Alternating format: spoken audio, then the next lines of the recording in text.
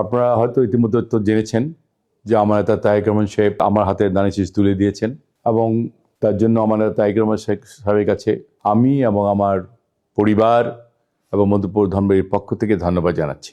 ধানের শীষ আমি তো একটা উছিলাম মাত্র। ধানের শীষের মালিককে আমার নেতা তারেক রহমান সাহেব, আমার নেত্রী মরহুমা বেগম খালেদা জিয়া এবং আমার নেতা শহীদ প্রেসিডেন্ট জিয়া রহমান সাহেব। এই ধানের শীষ যারা আমরা করে এসেছি বা ধানের শীষে যারা আমরা ভোট চেয়ে এসেছি এতদিন, এই ধানের শীষের বিপক্ষে যদি আমরা এখন কেউ গিয়ে দাঁড়াই তাহলে এটা ঠিক হবে না। আমার নেতা তারেক রহমান সাহেব বারবার কিন্তু একটা কথা বলছেন উনি, যে আপনারা কি ধানের শীষের রাজনীতি করেন না ব্যক্তি রাজনীতি করেন? আমরা কিন্তু সবাই ধানের শীষের রাজনীতি করি এবং সে অনুযায়ী আমার নেতা তারেক রহমান সাহেবকে যে সিদ্ধান্ত দিয়েছে সেই সিদ্ধান্তকে শ্রদ্ধা করতে হবে, আমাদের মানতে হবে, আমাদের বুঝতে হবে যে আজকে 17 বছর পর আমার নেতা তারেক রহমান সাহেব বিদেশ থেকে এসছেন লন্ডনে। উনি অনেকদিন সময় কাটিয়েছেন, উনি আসতে পারেনি, এখন উনি এসছেন 25 ডিসেম্বর। আপনারা জানেন লক্ষ লক্ষ লোকের আগমনে উনি বাংলাদেশে এসছেন এবং এই ধানের শীষে হাল ধরেছেন। আর ইতিমধ্যে আমার নেত্রী বেগম খালেদা জিয়া আমাদের ছেড়ে চলে গেছেন এবং আমরা যারা বিএনপি করি, আমরা যারা অঙ্গ সংগঠনের যারা নেতৃবৃন্দ যারা আছি, এদেশের মানুষ 18 কোটি মানুষ আজকে সেই 31শে ডিসেম্বর ওনার যে ঢাকাতে জানাজা হয়েছে, লক্ষ লক্ষ লোকের মধ্য দিয়ে ওনাকে আমরা বিদায় জানিয়েছি। সেই নেত্রী ধানের শীষ। সুতরাং এই ধানের শীষের বিরুদ্ধে যারা কাজ করবে বা ধানের শীষের পক্ষে না গিয়ে তার স্বতন্ত্র অনেকেই চিন্তা ভাবনা করছে, এটি কি ঠিক হবে? আমি মধুপুর ধনবাড়িবাসীকে শুধু এই প্রশ্ন করতে চাই যে আপনারা যারা ধানের শীষের পক্ষে কথা বলছেন, আজকে ধানের পক্ষে যারা এতদিন আপনাদের কাছে ভোট চেয়ে এসছে, আজকে যদি তারা ধানের শীষের বিপক্ষে গিয়ে স্বতন্ত্র প্রার্থী হয়, আপনারা কি মধুপুর ধনবাড়ি মেনে নেবেন?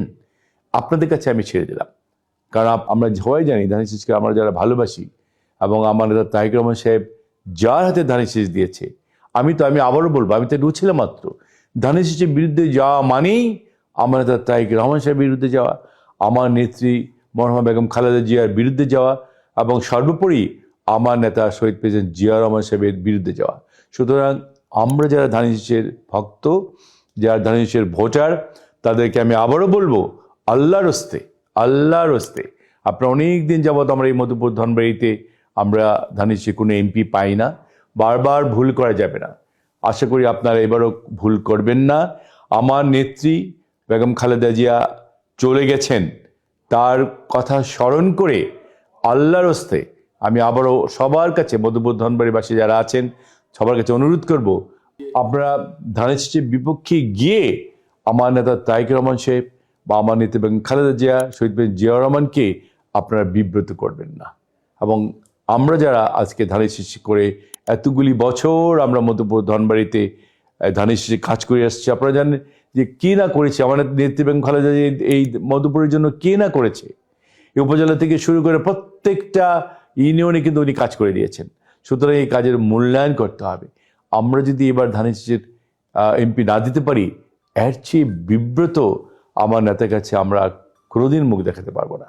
তো আমি কথা না বাড়িয়ে আমি আবারও যারা ধানের শীষের পক্ষে এতদিন যাবৎ আমরা ভোট চেয়ে এসছি, সেই সব ভাইদেরকে বলবো, আসুন আপনারা সবাই সব কিছু ভুলে গিয়ে আমার নেতার ধানের শীষের যে নমিনেশন দিয়েছেন তার প্রতি রেসপেক্ট দেখিয়ে সবাই ধানের শীষের নির্বাচন করি এবং আগামী ফেব্রুয়ারিতে যে নির্বাচন হবে সেই নির্বাচনে ধানের শীষে ভোট দিয়ে নির্বাচিত করে আমার নেতাকে আমরা এমপি উপহার দিই। এই আশা এবং ভরসা আপনাদের উপর আমার আছে, ইনশাল্লাহ থাকবে। তো আমি আর কথা না বাড়িয়ে আমি আবারও সবাইকে ধন্যবাদ জানিয়ে আমি আমার কথা এখানে শেষ করছি। সবাইকে ধন্যবাদ। আসসালামু আলাইকুম।